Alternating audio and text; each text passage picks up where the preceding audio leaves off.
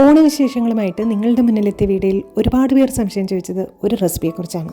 ഇന്ന് ഞാൻ എത്തിയിരിക്കുന്നത് ഒരു റെസിപ്പി ആയിട്ടാണ്. നമ്മുടെ വീട്ടിലെ കൊച്ചുകുട്ടികൾക്കൊക്കെ ഉണ്ടാക്കി കൊടുക്കാൻ പറ്റുന്ന വളരെ ന്യൂട്രീഷ്യസ് ആയിട്ടുള്ള ഹെൽത്തി ആയിട്ടുള്ള ഒരു റെസിപ്പിയാണ്. എന്താണ് ഇതിൻ്റെ പ്രത്യേകത എന്ന് പറഞ്ഞാൽ, പഞ്ചസാരയോ ശർക്കരയോ പശുവും പാലോ ഒന്നും ചേർത്തിട്ടില്ല, പക്ഷെ രുചികരമായ ഒരു പായസമാണിത്. കുട്ടികൾക്ക് മാത്രമല്ല, ഡയബറ്റിക് പേഷ്യൻസിനും അതുപോലെ മിൽക്ക് അലർജി ഉള്ളവർക്ക്, പശുവിൻ പാലിന് അലർജി ഉള്ളവർക്കും ലാക്ടോസ് ഇൻടോളറൻസ് ഉള്ളവർക്കും ഒക്കെ കൊടുക്കാവുന്ന ഒരു പായസമാണിത് കേട്ടോ. അപ്പോൾ അവരെ ഇങ്ങനെയുള്ള ഫംഗ്ഷനൊന്നും നമുക്ക് മാറ്റി നിർത്തണ്ട. അപ്പോൾ ഫംഗ്ഷന് മാത്രമല്ല, അല്ലാതെ തന്നെ ഫ്രൂട്ട്സും വെജിറ്റബിൾസും ഒക്കെ കഴിക്കാൻ ഭയങ്കര മടിയാണ് കുട്ടികൾക്ക്, നമുക്കറിയാവുന്ന കാര്യമാണ്. അപ്പോൾ അതുകൊണ്ട് തന്നെ നമുക്ക് അല്ലാതെ തന്നെ ഇടയ്ക്കൊക്കെ ഉണ്ടാക്കി കൊടുക്കാവുന്ന ഒരു ആഹാരമാണ് കേട്ടോ. അപ്പോൾ നമുക്ക് നേരെ റെസിപ്പിയിലേക്ക് കിടക്കാം. ഇനി നമുക്ക് കുട്ടിപ്പായസത്തിൻ്റെ ചേരുവകളിലേക്കും കണക്കുകളിലേക്കും കടക്കാം. ഇന്ന് 6 പേർക്ക് ഉണ്ടാക്കാവുന്ന ഒരു പായസമാണ്. ആദ്യം വേണ്ടുന്നത് 1 കപ്പ് റാഗിയാണ്. പിന്നെ അടുത്തതായിട്ട് വേണ്ടുന്നത് 1 കപ്പ് തേങ്ങ ചിരകിയത്, പിന്നെ വെള്ളത്തിൽ കുതിർത്ത് തൊലി കളഞ്ഞ് ബദാം പരിപ്പ് 5 എണ്ണം, അതുപോലെ 5 അണ്ടിപ്പരിപ്പ്.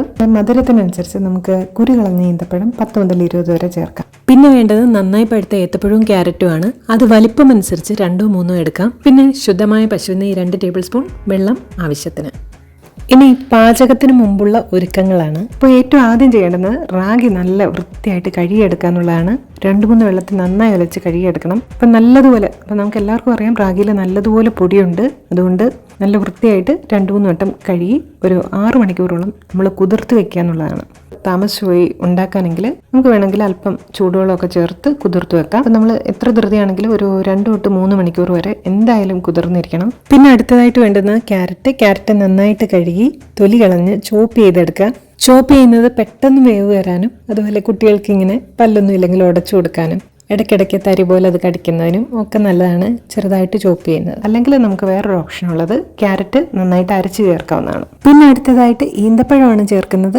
ഡേറ്റ്സ് നന്നായിട്ട് കഴുകി ചൂടുവെള്ളത്തിൽ കുതിർത്ത് വെക്കുക, എന്നിട്ട് നന്നായിട്ട് കൈകൊണ്ട് ഉടയ്ക്കുക. അങ്ങനെ ഈന്തപ്പഴത്തിൻ്റെ കുരുവും നാരും കട്ടിയുള്ള ഭാഗവും ഒക്കെ നന്നായിട്ട് മാറ്റിയതിന് ശേഷം നന്നായിട്ട് കുതിർത്ത് അതിൻ്റെ പൾപ്പ് എടുക്കുക എന്നുള്ളതാണ്.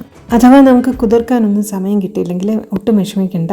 ഇത് ബ്ലെൻഡറിലായിട്ട് അടിച്ച് നമുക്കതിൻ്റെ നാരൊക്കെ മാറ്റി അരിച്ചെടുക്കാം.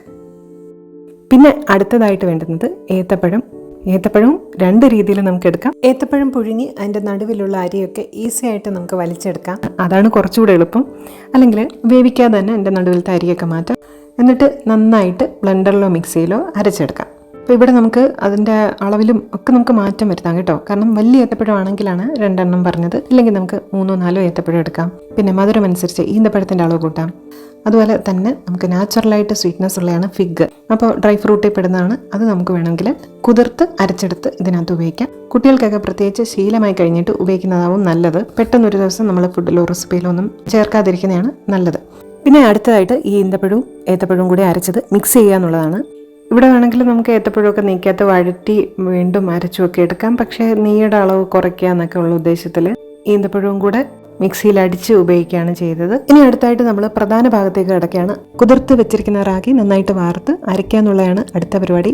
ഇപ്പോൾ റാഗിയിലേക്ക് നമ്മൾ തേങ്ങ, അതുപോലെ കുതിർത്ത അണ്ടിപ്പരിപ്പ്, കുതിർത്ത ബദാം ഇതെല്ലാം ചേർക്കുക എന്നുള്ളതാണ്. ചേർത്ത് അരയ്ക്കുക എന്നുള്ളതാണ് അടുത്ത പരിപാടി. ഇപ്പോൾ ഇവിടെ ഞാൻ എല്ലാം കൂടി ഒരുമിച്ച് ചേർത്താണ് അരയ്ക്കുന്നത്. അണ്ടിപ്പരിപ്പും ബദാമും ഒക്കെ ആദ്യം അരയ്ക്കുക, പിന്നീട് റാഗി അരയ്ക്കുക, പിന്നീട് തേങ്ങ അരയ്ക്കുക. ഈ ഓർഡർ ആയിരിക്കും ഏറ്റവും നല്ലത്. പിന്നെ അതുപോലെ തന്നെ ഇവയെല്ലാം കൂടെ അരച്ച് നല്ല കട്ടിക്ക് ഒരു പാല്, അതായത് 1-ാം പാല് പോലെ റാഗി, തേങ്ങ, നട്ട്സ് ഇവയെല്ലാം കൂടെ അരച്ചിട്ട് ഒന്നുകൂടി നന്നായിട്ട് അരച്ചിട്ട് മാറ്റി വെക്കുക എന്നുള്ളതാണ്. ആദ്യം നമ്മൾ വളരെ കുറച്ച് വെള്ളം മാത്രം ചേർത്ത്, ആവശ്യത്തിന് വെള്ളം മാത്രം ചേർത്ത് അരയ്ക്കുക. അടുത്തതായിട്ട് കുറച്ചുകൂടെ ലൂസായിട്ട് അരച്ചെടുക്കുക. അങ്ങനെ 2-3 വട്ടം നന്നായിട്ട് അരച്ചു കഴിഞ്ഞ് അതിൻ്റെ പാലും സത്തും എല്ലാം പോയി ഈ പരുവാവുന്നത് വരെ നമുക്ക് അരയ്ക്കേണ്ടതാണ്. അതിലെ ഒരുവിധ എല്ലാ സത്തുക്കളും നമ്മൾ എക്സ്ട്രാക്ട് ചെയ്തതിന് ശേഷം മാത്രം അതിൻ്റെ ചണ്ടി കളയാം. അപ്പോൾ അതിനു വേണ്ടി വീണ്ടും വെള്ളം ഒഴിച്ച് നന്നായിട്ട് അരിച്ച് മാറ്റി വെക്കണം. ശേഷം നമ്മൾ നേരത്തെ ചോപ്പ് ചെയ്ത് വെച്ചിരിക്കുന്ന ക്യാരറ്റ് 1 ടേബിൾ സ്പൂൺ നെയ്ക്കകത്ത് നന്നായിട്ട് വഴറ്റിയെടുക്കുക. വഴറ്റിയതിന് ശേഷം നമ്മൾ ആ കടായിൽ തന്നെ 2-ാം പാലും 3-ാം പാലും ഒന്നുകൂടി അരിച്ച് ചേർക്കാം. ഒട്ടും തരിയില്ലെന്ന് ഉറപ്പുവരുത്താനാണ് ഒന്നുകൂടി അരിക്കുന്നത്. അതിനുശേഷം നമുക്ക് വഴറ്റി വെച്ച ക്യാരറ്റ് കൂടി ചേർത്ത് നന്നായിട്ട് വേവിക്കാം. ക്യാരറ്റ് നന്നായിട്ട് വഴണ്ടതാണ്, അതുകൊണ്ട് അധികം വേവിന്റെ ആവശ്യമില്ല. വേവിക്കുമ്പോൾ 2-3 മിനിറ്റ് മതി വേവാൻ വേണ്ടിയിട്ട്. പിന്നെ കുഞ്ഞു കുട്ടികൾക്കാണെങ്കിൽ കുറച്ചുകൂടി നന്നായിട്ട് വേവിക്കുക. ഇത് മുതിർന്നവർ കൂടിയുള്ള പായസം ആയതുകൊണ്ട് ക്യാരറ്റ് ഇടയ്ക്കിടയ്ക്ക് ഇങ്ങനെ തരിതരിയായിട്ട് കടിക്കുന്നതൊക്കെ ഇഷ്ടമാണ് എല്ലാവർക്കും. അതുകൊണ്ട് നമുക്ക് ആ പരുവത്തിനാണ് എടുക്കുന്നത്. എന്നാൽ കുട്ടികൾക്ക് ഉടച്ചു കൊടുക്കാൻ സാധിക്കുകയും വേണം. കുട്ടികൾക്ക് മാത്രം ഉണ്ടാക്കുമ്പോൾ ഇത് നെയ്ക്കകത്ത് വഴറ്റി നന്നായിട്ട് ഒന്നുകൂടി അരച്ചെടുത്തിട്ട് ഉണ്ടാക്കാം. അപ്പോൾ ഇവിടെ ഞാൻ ചെയ്ത ഒരു സ്റ്റെപ്പ് ചിലർക്ക് സംശയം ഉണ്ടായി കാണും. കാരണം എന്തുകൊണ്ടാണ് കടായിലിരിക്കുന്ന ക്യാരറ്റ് മാറ്റിയിട്ട് പിന്നെ പാലൊഴിച്ചതെന്ന്. കാരണം നമ്മൾ അരിക്കുമ്പോൾ കുറച്ചെങ്കിലും തരി വീണാൽ ക്യാരറ്റും കൂടെ കിടക്കുമ്പോൾ പിന്നീട് വീണ്ടും അരിക്കാൻ പ്രയാസമാണ്. പ്രത്യേകിച്ച് തേങ്ങയുടെയൊക്കെ അംശം കുട്ടികളുടെ തൊണ്ടയിൽ ചെന്നാൽ കുറച്ച് കുട്ടികൾക്ക് അതൊരു ഇറിറ്റേഷൻ ഉണ്ടാക്കും. അതുകൊണ്ട് ഒരംശം പോലും ഇല്ലെന്ന് ഉറപ്പ് വരുത്തിയിട്ട് ക്യാരറ്റ് ചേർക്കുകയാണ് ഇവിടെ ചെയ്തത്. അപ്പോൾ ക്യാരറ്റൊക്കെ വെന്ത് ഒരു കുറുകിയ പാകമാകുമ്പോൾ നമുക്ക് ഡേറ്റ്സ് ബനാന മിക്സ് ചേർക്കാം. ഈ സമയത്ത് നമുക്ക് അല്പം നെയ്യ് കൂടി ചേർക്കാം. വേഗം കുറുകുന്നതുകൊണ്ട് നമുക്ക് ഏകദേശം 1.5 ലിറ്ററോളം റാഗി കോക്കനട്ട് മിൽക്ക് വേണം. ഒന്നുകൂടി ഇളക്കിയതിന് ശേഷം നമുക്ക് 1-ാം പാൽ ചേർക്കാം. 1-ാം പാൽ ചേർക്കുന്നതിന് മുമ്പ് നമ്മൾ ശ്രദ്ധിക്കേണ്ടുന്ന കുറച്ച് കാര്യങ്ങളുണ്ട്. ആവശ്യത്തിന് വെള്ളം ഉണ്ടെന്ന് ആദ്യം ഉറപ്പുവരുത്തണം. ഈന്തപ്പഴവും ഏത്തപ്പഴവും നന്നായി വെന്തതിൽ ചേർന്നിട്ടുണ്ടെന്ന് ഉറപ്പുവരുത്തണം. ആവശ്യത്തിന് വെള്ളവും വേണം, ആവശ്യത്തിന് കുറുകയും വേണം. ആ ഒരു പരുവത്തിലാണ് നമുക്ക് 1-ാം പാൽ ചേർക്കേണ്ടത്. 1-ാം പാൽ ചേർത്തതിന് ശേഷം പിന്നെ കൈ വിടാതെ ഇളക്കിക്കൊണ്ടിരിക്കണം. അടിക്കൊന്നും പിടിക്കാതെ കൈ വിടാതെ ഇളക്കിക്കൊണ്ടിരിക്കണം. അതായത് ഏകദേശം ഈ പരുവത്തിലാണ് 1-ാം പാൽ ചേർക്കേണ്ടുന്നത്. അതിനുശേഷം നമ്മൾ കൈ വിടാതെ ഇളക്കിക്കൊണ്ടിരിക്കണം. അപ്പം നമ്മുടെ പായസം ഏതാണ്ട് ഇവിടെ പൂർണ്ണമായിരിക്കുകയാണ്. ഇനി മേളിൽ അല്പം നെയ്യ് തൂക്കി നമുക്ക് വാങ്ങാം. അപ്പോൾ അതിൻ്റെ പരുവെന്ന് പറഞ്ഞാൽ ഇതുപോലെ പാത്രത്തിൽ നിന്ന് ഇളകി വരുന്നൊരു പരുവുണ്ട്. അതാണ് കറക്റ്റ് പാകം എന്ന് പറയുന്നത്. അതിനുശേഷം നമുക്ക് വാങ്ങാവുന്നതാണ്. മുതിർന്നവർക്ക് മധുരം ആവശ്യമാണെങ്കിൽ കുറച്ചുകൂടി ശർക്കരയൊക്കെ ചേർത്ത് നമുക്കിത് മോഡിഫൈ ചെയ്തെടുക്കാം. അതുപോലെ നട്ട്സും കിസ്മിസും ഒക്കെ വറുത്തിടാം. പക്ഷേ കുട്ടികൾക്ക് ഏലത്തരി പോലും ചേർക്കേണ്ടതെന്നേ ഞാൻ പറയുള്ളൂ. ഏലക്കകൾ പച്ച കളറ് മുക്കിയൊക്കെ എടുക്കും എന്നാണ് കേട്ടിട്ടുള്ളത്. അപ്പോൾ നമുക്ക് മായമില്ലാതെ ഏറ്റവും ഹെൽത്തി ആയിട്ട് കുഞ്ഞുങ്ങൾക്ക് റെഡിയാക്കി കൊടുക്കാവുന്ന ഒരു പായസമാണിത്. അങ്ങനെ കുട്ടിപ്പായസം റെഡി ആയിരിക്കുകയാണ്. അപ്പോൾ എല്ലാവരും ഇത് വീട്ടിലുണ്ടാക്കി കുട്ടികൾക്ക് കൊടുക്കണം. കുട്ടികൾക്ക് മാത്രമല്ല മുതിർന്നവർക്കും ഡയബറ്റിക് പേഷ്യൻസിനും ഒക്കെ ഉണ്ടാക്കാം. മധുരമൊക്കെ ആവശ്യത്തിനനുസരിച്ച് ചേർത്ത് നമുക്ക് ഉണ്ടാക്കാം. അങ്ങനെ അവിട്ടം ദിനത്തിൽ സ്പെഷ്യലായിട്ട് നമ്മുടെ ഗുൽസുമണിക്ക് ഉണ്ടാക്കി കൊടുത്തൊരു പായസമായിരുന്നു ഇത്. അപ്പോൾ അതിൻ്റെ റിവ്യൂ കുഞ്ഞുമാവിക്ക് ഏറെ ഇഷ്ടപ്പെട്ടു എന്നുള്ളതാണ്. വീണ്ടും ചോദിച്ച് കഴിക്കുന്നുണ്ടായിരുന്നു.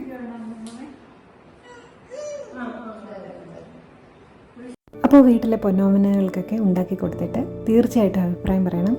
ഇപ്പോൾ വീട്ടിൽ സാധാരണയായിട്ട് കിട്ടുന്ന സാധനങ്ങൾ വെച്ച് ഉണ്ടാക്കാൻ പറ്റുന്ന ഏറ്റവും എളുപ്പമുള്ള ഒരു പായസമാണെന്ന് മനസ്സിലായല്ലോ. മാത്രമല്ല ഇതിൽ നട്ട്സും ഫ്രൂട്ട്സും വെജിറ്റബിൾസും ഒക്കെ ചേരുന്നത് കൊണ്ട് തന്നെ ഏറെ പോഷകമൂല്യമുള്ള ഒരു ആഹാരമാണ്. അപ്പോൾ ഇത് ഇടയ്ക്കിടയ്ക്കൊക്കെ നമുക്ക് ഉണ്ടാക്കി കൊടുക്കാവുന്നതാണ്. അതുപോലെ കുട്ടികളുടെ ആഹാരത്തിൽ നമുക്ക് ഈ സമയത്ത് ചേർക്കാവുന്ന ഒരു കാര്യമാണ് നറുനെയ്യ് എന്ന് പറയുന്ന ശുദ്ധമായ പശുവിൻ നെയ്യ്. ആവശ്യത്തിന് നെയ്യ് ചേർക്കുന്നത് കുട്ടികളുടെ ബുദ്ധി വളർച്ചയ്ക്കും ഓർമ്മശക്തിക്കും അതുപോലെ ഹെൽത്തി സ്കിന്നിനും ഒക്കെ നല്ലതാണ്. അപ്പോൾ നമ്മുടെ വീട്ടിലെ കുട്ടികളുടെ ഇഷ്ടം അനുസരിച്ച് നമുക്ക് ഇതിലേത് ഫ്രൂട്ട്സും ചേർക്കാം. പക്ഷേ പുളിയുള്ള ഫ്രൂട്ട്സ് ചേർക്കരുതെന്നും ശ്രദ്ധിച്ചോണം. പനങ്കൽക്കണ്ടം ഒക്കെ കൊടുത്തു തുടങ്ങിയിട്ടുണ്ടെങ്കിൽ നമുക്ക് പനങ്കൽക്കണ്ടം ഈ പായസത്തിൽ ചേർക്കാവുന്നതാണ്. അതുപോലെ മുതിർന്നവർക്ക് ഇനി മധുരമൊക്കെ ആവശ്യമുണ്ടെങ്കിൽ ശർക്കരയൊക്കെ ചേർത്ത് ഉണ്ടാക്കി കൊടുക്കാവുന്ന ഒരു പായസമാണ്. അപ്പോൾ കുട്ടി പായസത്തിൻ്റെ റെസിപ്പി എല്ലാവർക്കും ഇഷ്ടപ്പെട്ടെന്ന് വിശ്വസിക്കുന്നു. ഇനി അടുത്ത വീഡിയോ ആയിട്ട് കാണാം. അതുവരേക്കും ബൈ.